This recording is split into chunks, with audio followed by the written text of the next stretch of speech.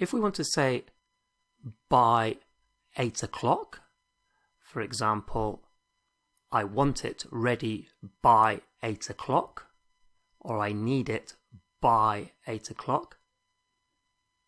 In Spanish, we use para to express that idea of by in that sentence. Para las 8. Para las 8. By 8 o'clock. By 8 o'clock. We're going to do a little grid here to practice, because by in this context is para, but as you'll see throughout the lesson, there are other ways of saying by in Spanish, and we'll want to practice them as we go so that we can assimilate them and use them quickly in conversation. So in our first column, we're just going to have I need it. I need it.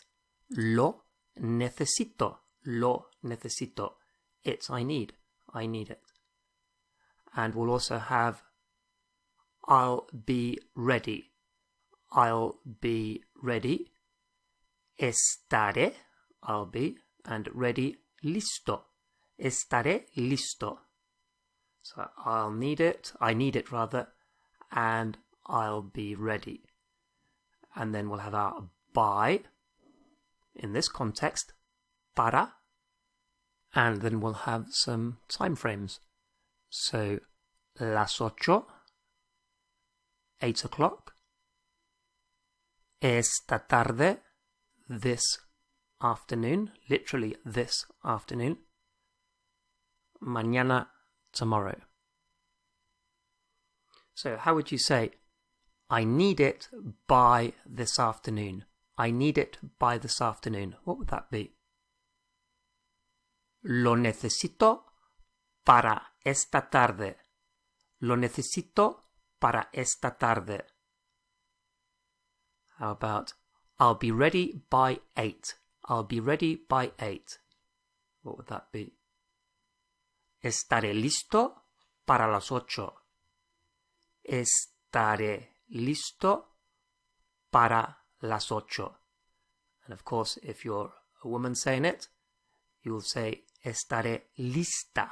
Lista. Estaré lista para las 8. Try to do these next ones without looking at the screen, but if you need to, that's absolutely fine. How would you say, I'll be ready by this afternoon? I'll be ready by this afternoon. What would that be? Estaré listo para esta tarde. Estaré listo para esta tarde. How about I need it by 8 o'clock? I need it by 8 o'clock. What would that be? Lo necesito para las 8. Lo necesito para las 8. Okay, so that is by when it's by a certain time.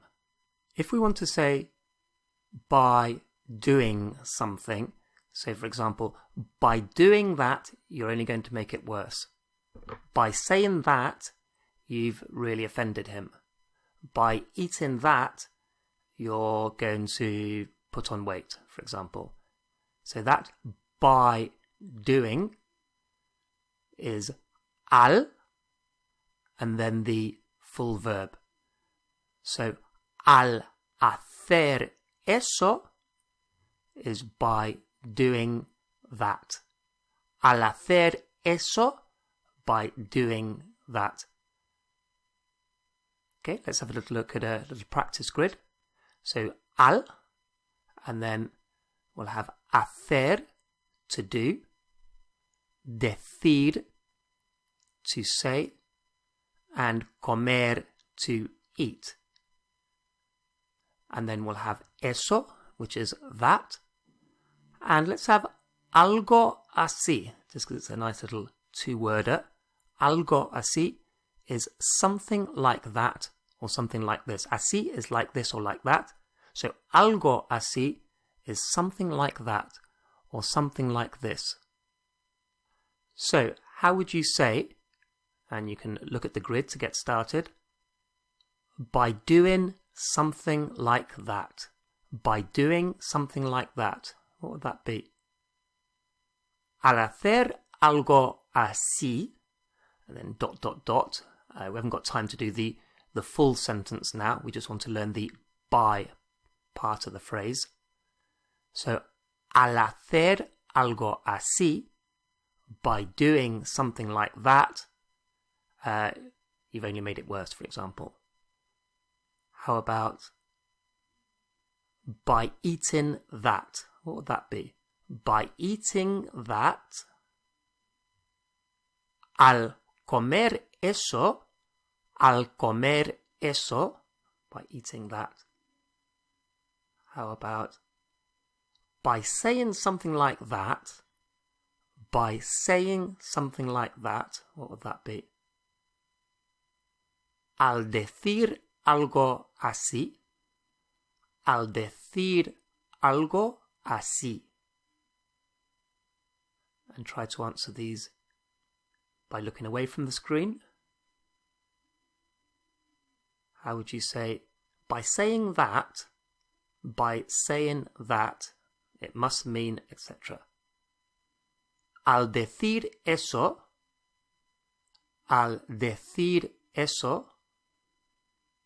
how about by eating something like that? By eating something like that, what would that be? Al comer algo así. Al comer algo así, vas a engordar. You're going to put on weight, for example. Okay, so in the first one we saw that to say by, as in by 8 o'clock, by this afternoon, we use para. And in some ways with that one, para also means for. So it could be, it might help you remember it by thinking, I want it for 8 o'clock. I want it by 8 o'clock. So look at a para las 8. And now we've seen by, as in by doing this, we use al plus the infinitive. Al hacer eso.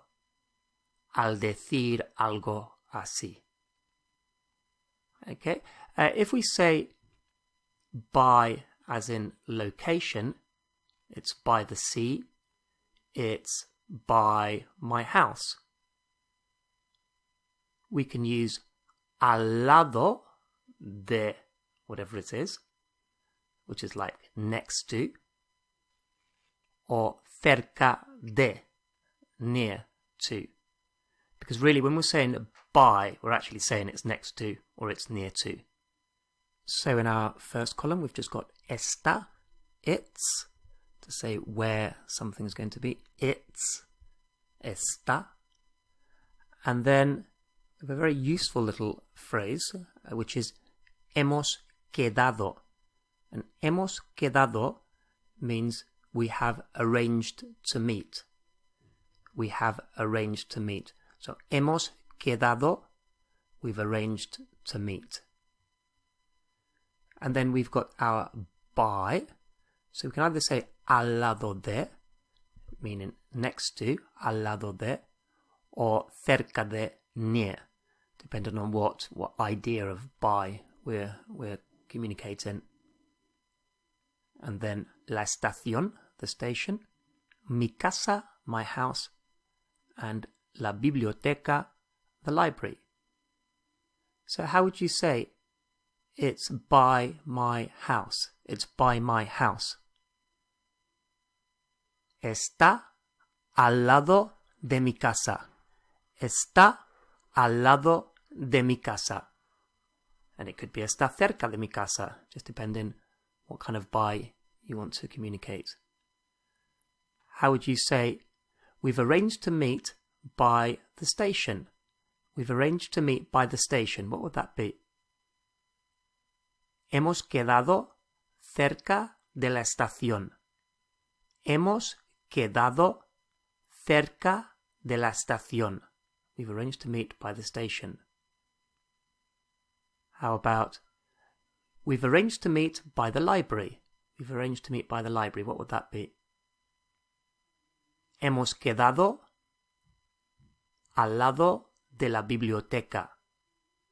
Hemos quedado al lado de la biblioteca. How about, it's by the library. It's by the library.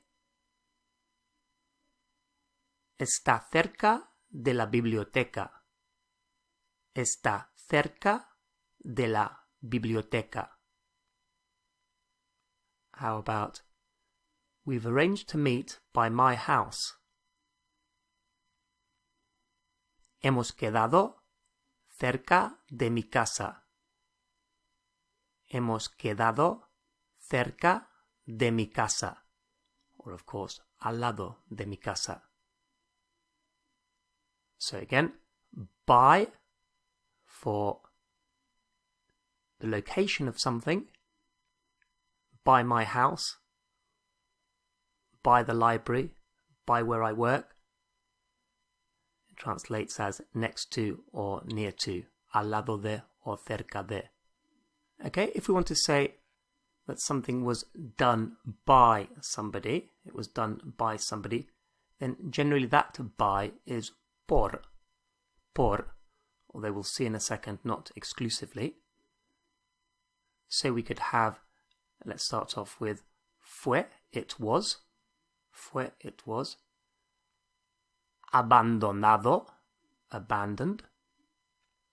Robado, stolen, like robbed. And escrito, written. And then por, by.